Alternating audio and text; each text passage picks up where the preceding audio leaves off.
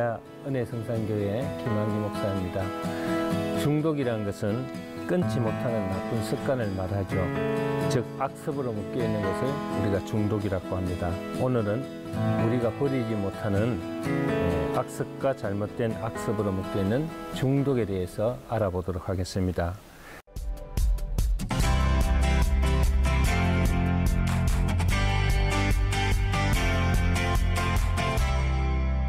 요즘 아이들이 컴퓨터 게임에 중독되어 있어서 고민하다가 찾아오는 부모들이 들어 있습니다. 초등학교 3학년 아이가 아버지 주민등록증을 도용해서 음란 사이트를 보고 자기 여동생을 데리고 못된 짓을 하다가 엄마에게 들킨 사례가 있었습니다. 그 엄마는 너무나도 기가 막혀서 그 자리에서 쓰러졌다고 합니다. 많은 청년들이 게임이나 인터넷 도박 등 중독되어 있는가 하면은 허전한 가슴을 채우기 위하여 소비하는 술의 양과 마약의 양이 예전보다 몇 배나 더 늘어났다고 합니다. 끊지 못하는 악습에 중독이 되어 포로되기 시작하면은 자기 의지로는 쉽게 벗어날 수 없는 무서운 영혼의 질병이 되고 맙니다. 중독으로는 음란이나 도박이나 술, 마약, 식탐, 폭력, 낭비, 허영 등 이루 헤아릴 수 없는 것들이 많이 있습니다. 이런 것들이 처음에는 다 나쁜 습관으로 이루어진다는 것입니다. 얼마 전 전라도 광주에서 제가 내적 치유를 하고 나오는데 어느 한 여집사님이 간절히 상담을 요청하기에 가까운 벤치에 앉아서 잠시 얘기를 나눈 적이 있습니다. 결혼 12년째를 맞이한 집사님은 결혼할 때 남편 되는 집사님께서 술, 담배도 하지 않는 아주 신앙심이 깊은 분이라 주위에 부러움을 많이 받고 결혼을 했다고 합니다. 그런데 문제는 남편이 상당히 내성적이라 교회나 직장에서도 사람을 잘 사귀지 못하는 그런 성격이 있어서 꽁세원이라는 별명이 붙을 정도로 사교성이 전혀 없었다고 합니다. 그러다 보니 결혼 5년 후 남편은 심심하다면서 혼자서 즐기는 인터넷 게임을 하게 되었습니다. 부인은 친구도 없고 혼자서 외롭게 지내기 때문에 그냥 대수롭지 않게 생각하고 오죽하면은 컴퓨터에 앉아서 저렇게 하고 있을까 하는 동정심에 그냥 방치를 했는데 결국은 무슨 결과가 나타났습니다. 그것이 시발점이 되어서 남편은 인터넷 도박에 점점 빠지기 시작하였고 결국 도박 빛으로 카드는 모두 정지되고 그로 인한 우울증 증세를 보이다가 자살까지 시도를 했다고 합니다. 지금은 정신병원에 요양을 하고 있는 중입니다.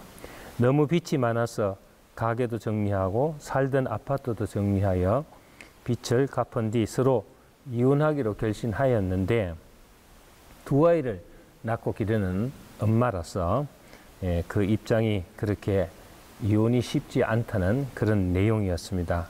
얼마나 슬프고 무서운 얘기였는지 모르겠습니다. 영혼의 질병이라 할 수 있는 도박은 정말 우리의 영혼을 파괴시키는 무슨 암적 존재라고 할 수가 있습니다.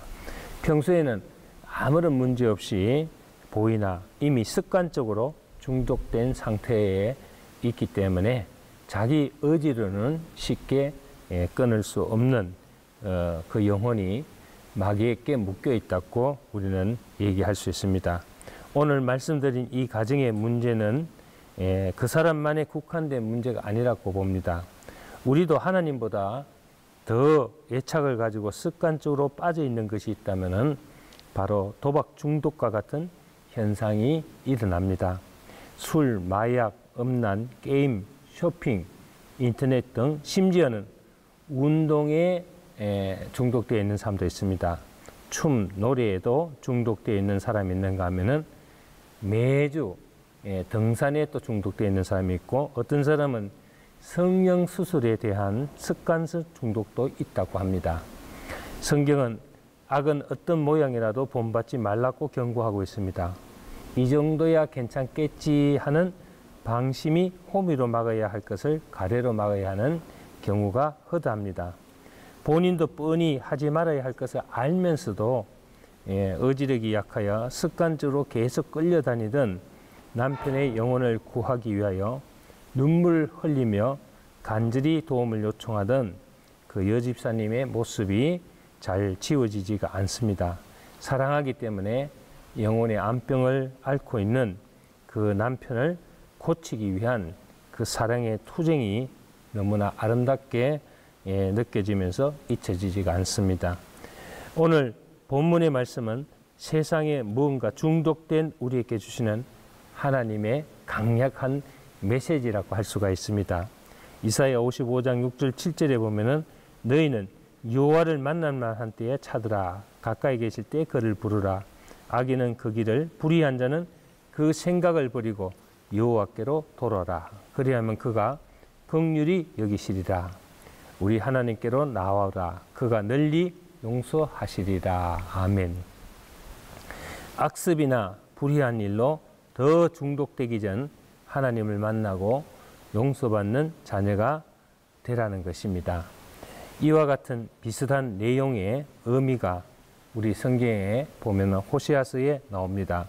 하나님이 맺어준 고멜은 결혼해서도 음란의 악습을 버리지 못하고 방황하자 고민하던 호세아는 모든 것을 비밀에 붙이고 조용히 헤어지기로 결심했습니다. 그런데 호세아의 내심을 알아채린 하나님께서 호통을 치시는 겁니다. 내가 소개해준 내 아내를 내 허락도 없이 내보낼 수는 없다. 모든 걸 듣고 용서하도록 하라.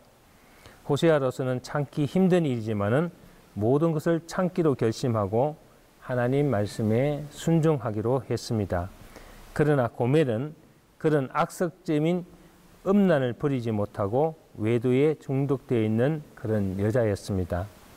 하나님의 계속적인 충고와 근면에 용서하고 또 용서했지만 결코 용서에도 한계가 있었습니다. 견디다 못한 호세아는 이혼을 결심하고 하나님께 단호하게 말씀드렸습니다. 하나님, 더 이상은 못 참겠습니다. 인내도 용서도 한계가 있지 어떻게 더 참을 수 있겠습니까? 그러나 하나님 응답은 그대로입니다. 그래도 참고 그럼에도 용서하라는 것입니다. 이 말씀 보면서 느낀 것은 아버지의 말씀대로 자기를 희생하며 끝까지 용서하고 사랑하는 호세아의 모습이 마치 우리를 사랑하시기 위하여 흠도 티도 없으신 주님께서 이 땅에 오셔서 십자가를 지신 모습이라고 생각합니다. 우리는 세상에 무언가에 중독되어서 끊임없이 죄를 번복하며 살아가고 있습니다. 그러나 끝까지 용서하시고 사랑하시며 우리가 돌아올 때까지 관심을 가지시고 긍휼히 여기시는 하나님, 앞으로 하루속히 회개하고 돌아오는 것만이 이런 악습과 중독성을 치유할 수 있는 위한 길이라고 생각합니다. 잘못된 악습과 나쁜 중독에서 벗어나서 빛 대신 주님 안에 살아가는 참된 그리스도인의 삶이 되시기를 주의 이름으로 축원합니다. 감사합니다.